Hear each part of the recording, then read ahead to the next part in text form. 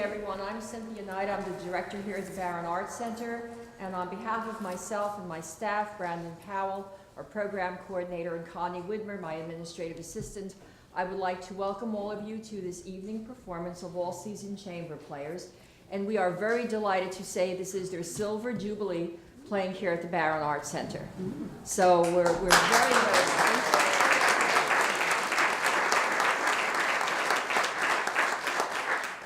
They have some wonderful selections that they have prepared for this evening's entertainment, so I'm sure you'll be very comfortable and kick back and enjoy the evening. This is presented to you through the Cultural Arts Commission of Woodbridge, which is chaired by Dr. Dolores Capraro-Giaffri.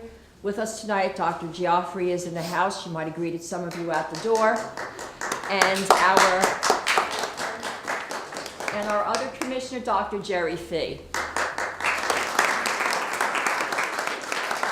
These people are very instrumental in the fact that they do a lot of fundraising throughout the year, and all the funds that they collect or get at the time, they go to continue a lot of the programming here at the Barron Arts Center that is not covered by my budget. So we are very grateful for them supporting the arts in our community. This is also brought through you through the Woodbridge Township with the John McCormick and the support of the Woodbridge Township Council. So we will get on to the music this evening, but just a few reminders, if you can, to turn your cell phones off. There will be a brief intermission for about 10 minutes. You can get up, stretch your legs. We will have water available in the office area should you desire to purchase any of the water. At this time, if Jean, do you want to say a few words to your audience? I would just say that we're absolutely delighted to come back to the Barron Arts Center. It's been a joy for us to come for this our 25th year, and we enjoy you all, this wonderful audience. It's so appreciative, and Cynthia and Brandon do a great job of managing all the arrangements. Thank you. All right, now that we got all the formalities out of the way, let's sit back and enjoy the evening. Thank you.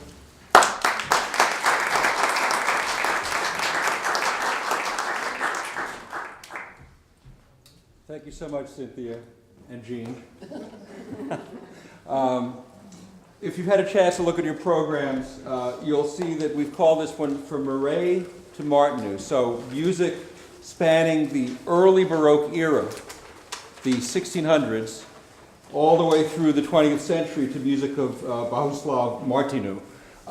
So we've got a bit of variety for you tonight. We begin, however, with music of Antonio Vivaldi, the famous Red Priest of Venice. He had so-called, not because he was a left-leaning person, but he had flaming red hair. And he actually, a little bit of trivia, he never did end up saying Mass because he probably was allergic to incense, which is a definite liability if you're going to be a priest. But nevertheless, he went on to great fame as a composer for violin, which was his chosen instrument. He was the greatest virtuoso of his era, his generation in the Baroque, and the greatest composer. He did write a lot of music in various forms. He wrote operas. He wrote there are choral pieces, liturgical pieces that are still done, but he is best known for his concertos and his chamber music. A lot of his music was written for girls at L'Ospedale de Pietà, which was an orphanage in Venice. He ran the music program there. We're going to play for you his trio sonata. Now, I like to talk about how the fact that you see four of us here, and yet we call what we're about to play a trio sonata. The mystery is solved when you consider that our cellist, Zoe, plays notes that reinforce the left hand of Jean's harpsichord playing, because the harpsichord, being a kind of a soft instrument, wasn't deemed projective enough to do it on its own, so the bass notes get reinforcement. So the pair of harpsichord and cello are really one entity, hence trio sonata. The two, flute and violin, play melodic lines above the other two instruments. This is a set of 20 variations. Don't worry, they're short. based on La Folia. La Folia was a rudimentary, a basic harmonic progression dating back to Renaissance Spain. The derivation is a little bit confused because literally La Folia, it can mean folly or madness. It could also mean leaves or pages. Suffice it to say that this harmonic progression and the melody that eventually was put on top of it at some point in the Baroque era has been used by no fewer than 150 composers spanning 3 centuries. So I think a few years ago we might have done the Corelli version, which is a sonata for violin and harpsichord.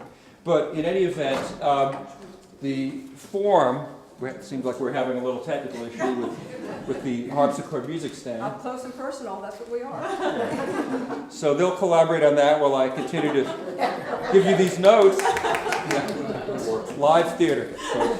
So the meter, the time is in 3. It's in the form of a stately dance, a saraband, but there'll be all kinds of different speeds, different tempos through the 20 variations. So, La Folia, Trio Sonata number 12 by Antonio Vivaldi.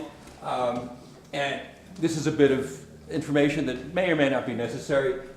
If anybody has perfect pitch, they'll notice that we're not playing this piece in D minor. However, we're doing it in G minor. The reason being that we're using a version that was transposed up a 4th to accommodate the range of the flute. So, There will be a test at the end. yeah. Well, And I'm going to fail.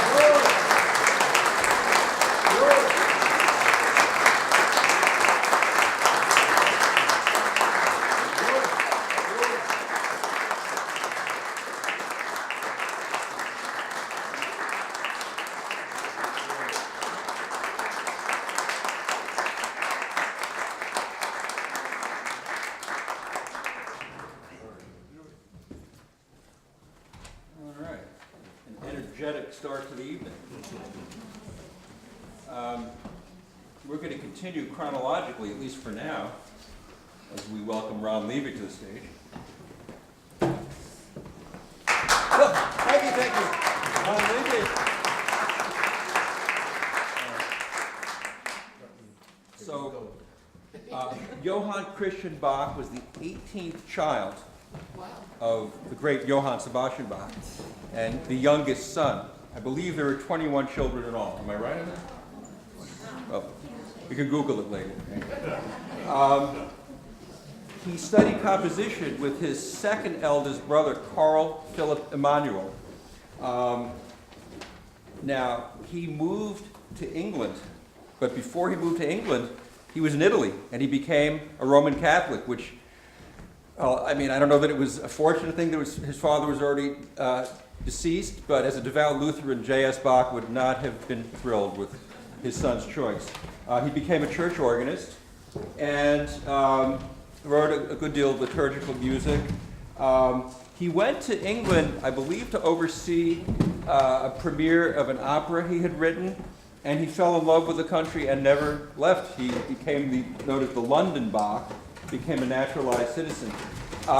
He actually was greatly admired by young Mozart. If you see his dates, he was 21 years Mozart's senior. But listen for the style of composition. It's what's called the galant style. It's a simpler style than the Baroque style of his father. I mean, his father was already writing in a style that was considered anachronistic in his day, but J.S. Bach could write in any style he wanted. J.C. Bach, it's simpler, it's more transparent, it's basically melody supported by harmony rather than independent voices against voices known as counterpoint. So he was a great early proponent of the duo, the four-hand keyboard sonata, and in J.C. Bach's day, the piano was a fairly new instrument. He really liked it, so the piece you're about to hear could be played on harpsichord or piano. It's Sonata number 3 in F major, and it's in two movements, Allegro and Rondo.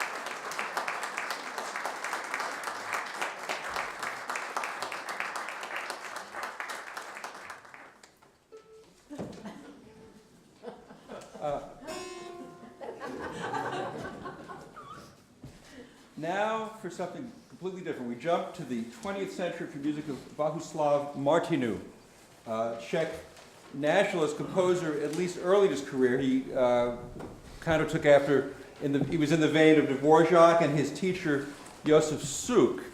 A little bit about his early life. He was a violinist. He studied at the Prague Conservatory, but he flunked out. So an inauspicious beginning to early stages of his career, but he did go on to become a violinist with the Czech Philharmonic, a wonderful, wonderful orchestra. He left for Paris in the 1920s to study with Albert Roussel, a fine composer there, and Martinu became a proponent of what's called the neoclassic style, which was first popularized by Igor Stravinsky. Perhaps you've heard his Pulcinella ballet, Stravinsky. That's a good example. Neoclassicism could be kind of considered simple sounding music with wrong notes thrown in, funky rhythms, stuff that sounds a little bit off, but, and the piece we're about to play, his Promenades for flute, violin, and harpsichord, is a fine example of that. It's bright, it's effervescent, it's kind of zany and circusy at times, and don't be afraid to crack a smile, even laugh out loud if you're so moved. A little bit more about Martinu's life. He left Paris when war was about to break out. He settled in the United States. He came to New York City. He taught at Mannes College of Music. He also taught at Yale, and he taught at Tanglewood summers. Two noteworthy and totally opposite types of students he turned out. Alan Havanis, who was a very fine composer, and another very fine composer, Burt Bacharach. So maybe listen for little raindrops keep falling on my head in the Promenades for flute, violin, and harpsichord of Bohuslav Martinu. Don't listen too closely.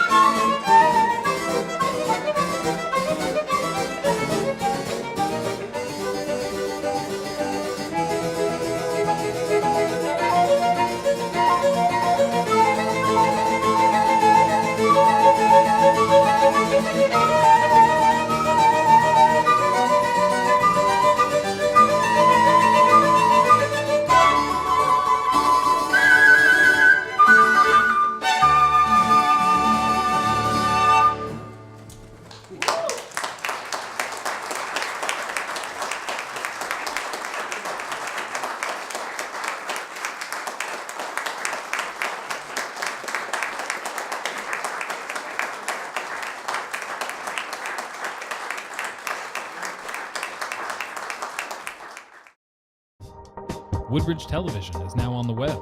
Visit the Township website and follow the link to our page. First, you'll encounter our live stream, which mirrors our television broadcast. Another click of the mouse brings you to our video on demand page. Here, you can choose the latest programming from any of our categories and watch when you want to. Or you can share it with anyone, anywhere. The Woodbridge Channels, sharing our community. The first thing I need to tell you is the order of the first two pieces for the second half has been reversed. So we're going to begin with the Johann Sebastian Bach and continue with Marin Murray afterwards. So by now you probably figured out we're going to hear two pieces for cello and harpsichord. And the Bach is one of his most soulful creations. It's definitely in the Italianate style. It's an adagio, which was actually transcribed by the great Catalan cellist Pablo Casals for his instrument. It comes from a work that Bach wrote in his late 20s while employed by the Duke of Weimar. It's an organ piece. It's actually toccata, adagio, and fugue. And it's a piece that's has been transcribed for, the entire piece has been transcribed for piano by Ferruccio Busoni, a great late romantic figure of composition and keyboard playing, piano playing. So that's the first piece you're going to hear. Next, you're going to hear music of Marin Murray, who was a great virtuoso of the bass viol. The viol family was a precursor of the violin family. It sprang up in Renaissance Italy, and it featured a number of different instruments, a la the violin family, double bass, and the violin family, cello, viola, violin. It kind of died off. I sort of think of dinosaurs becoming extinct, that kind of thing. Not because it was struck by some kind of natural calamity, but it wasn't projective as well as the violin family, so it was sort of supplanted by the next string group. But Murray was a really, really fine composer for his chosen instrument. He studied composition with the great Jean-Baptiste Lully in France and wrote volumes of pieces for his instrument. And these pieces were arranged for modern cello. A keyboard part was provided. It's a suite of dances, and Zoe will actually, before she plays the Murray, tell you the translations for each of the 5 Old French dances. Thank you, Bob. You're welcome, sir.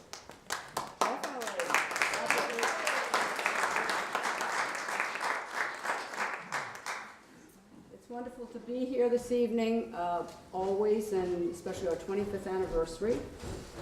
And instead of waiting after I play my pieces, I like to just a personal note to Jean Strickholm, who has run this group in the 33rd year, I think, yes. And she plays harpsichord. I'm not done yet. Give me one chance. You gotta hear all the great things she does. Harpsichord and piano, and she does all the administrative work, which should be 10 other people doing it, and has kept this group going and given me the opportunity to be part of this fantastic family. And Bob Lawrence obviously is a fabulous violinist and fabulous with the notes, so I feel very lucky, so thank you, Jean. Thank you, Zoe. Thank you. I'm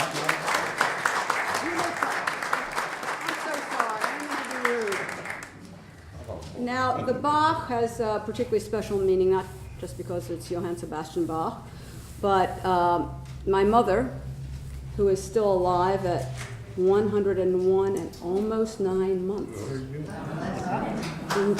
was a pianist, is still kicking. I'm able to call her. She still gives me advice, says, make sure you put on plenty of clothes, make sure, are you eating right? Gives me great professional advice, so how blessed am I? The reason I would like to dedicate the Bach to her is not because only she's my mother and been fantastic and very important in my life, because she was a fantastic pianist and loved Bach, and talks about how she practiced Bach 1 o'clock in the morning because it was so reverent. So this Bach Adagio is dedicated to my mom. This is for you, Mom.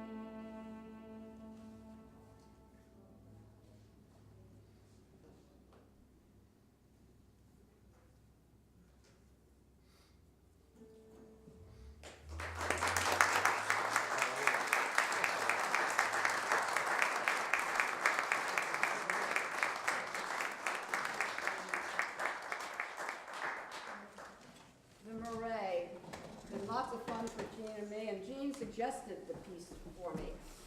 We've gone through it, and the first piece, approximate translation, is pleasant. So I try to be pleasant most of the time, but we hope you enjoy all of these pieces. But the first one is supposed to be pleasant.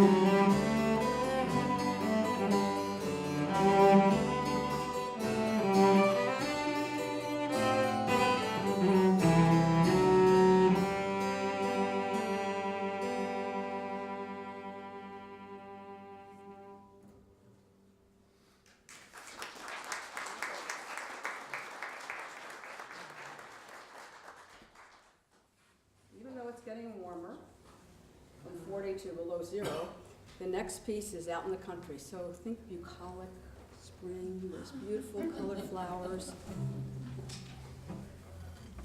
You're on a hammock.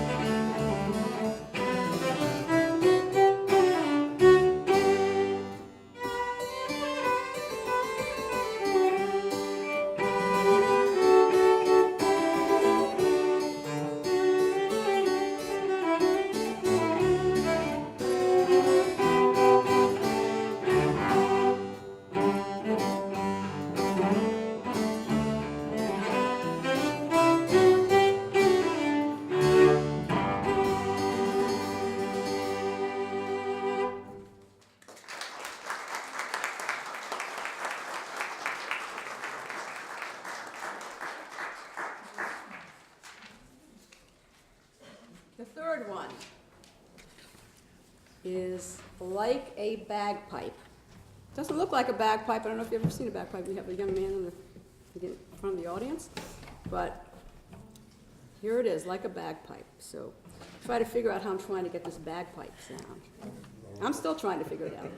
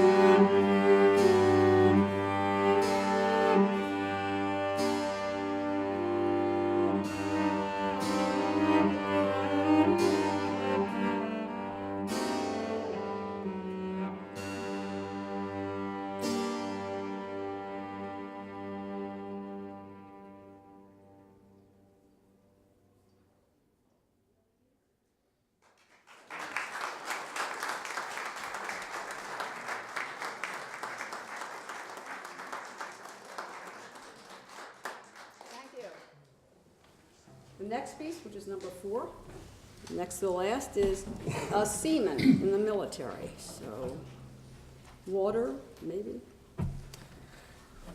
With a swagger, maybe. With a swagger. That's what Jean said, right. I try to have a swagger every once in a while. You know?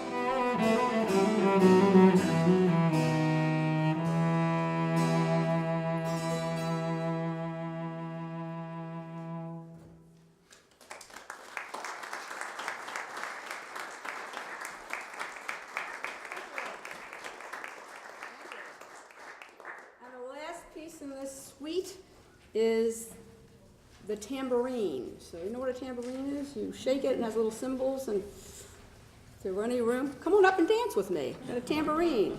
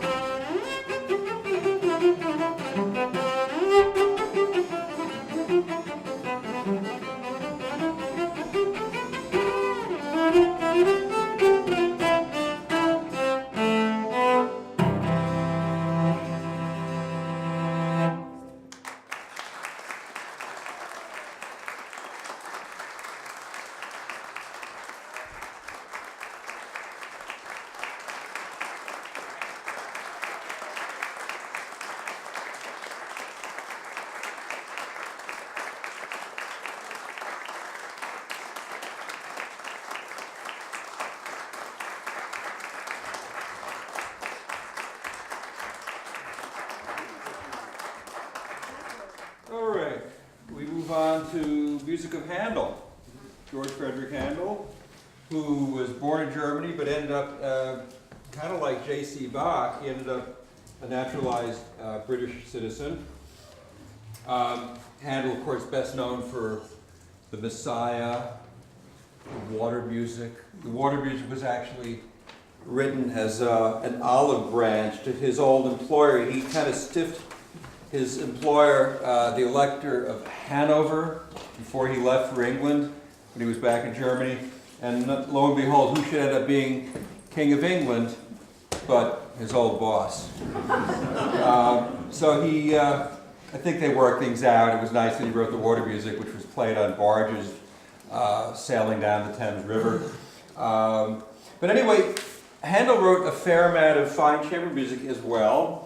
I think Brenda a few years ago did a sonata for flute by him, and we're about to play for you the A major sonata, Jean and I. The scheme is slow, fast, slow, fast.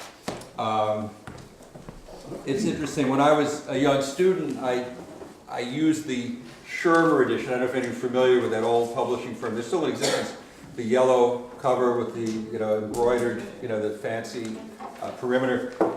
There were 6 sonatas, and we all thought they were Handel, but it turns out recent scholarship has shown that only a few of them were, but also new ones have been unearthed. Some of them originally for violin, some of them not. Some of them originally for oboe and transcribed by Handel for violin. These, this was a common practice in the Baroque because people loved, the composers recycled their own material to get more mileage out of the material. But the piece we're about to play for you, the A major sonata from a more authentic Handel edition, is in fact originally for violin and is assuredly by Handel. So, here you have Handel sonata for violin and harpsichord.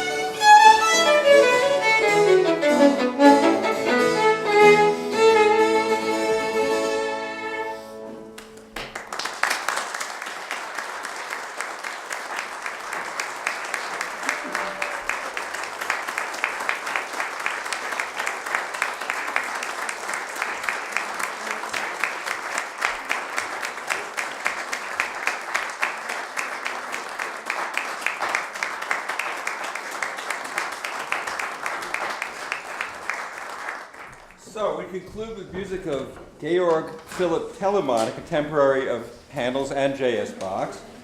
I always love to say that he's in the Guinness Book of World Records as the most prolific composer of Western art music who ever lived. Thousands upon thousands of compositions. However, had his mother had her way, he would have become a lawyer. She went so far as to lock up his collection of instruments. She was serious. But luckily, his supervisors, his teachers at his school were sympathetic to his musical gifts, and the rest is history. We were talking about a fellow who, at the age of 12, wrote, produced, directed, and starred in his own opera that he'd written. What we're going to play for you is not the trio sonata. We're throwing you a curveball here. Zoe, in the earlier piece we did, the Vivaldi at the beginning of the program, was reinforcing the left-hand notes of the harpsichord. Here, she will be elevated to lead status along with flute and violin. She will have her own soloistic, melodic material. Where does that leave me? Accompanying me. Yeah, you're screwed, sorry. You can bleep that out. But anyway, on the subject of that, these pieces can actually be played by string quartet. If you give, sorry Zoe, if we take her part away, give it to a viola, and have the cello play the supporting harmony, you've got, this is essentially trailblazing for the string quartet, which became such an incredibly important compositional form, first popularized really by Haydn, who also popularized the symphony and the piano trio. So it's kind of fascinating what Telemann did here. And the music it's interesting. It's sort of got a foot in the Baroque and another foot leaning towards the classical. It's a little bit of a pastiche, but we think an interesting one. The scheme again, slow, fast, slow, fast.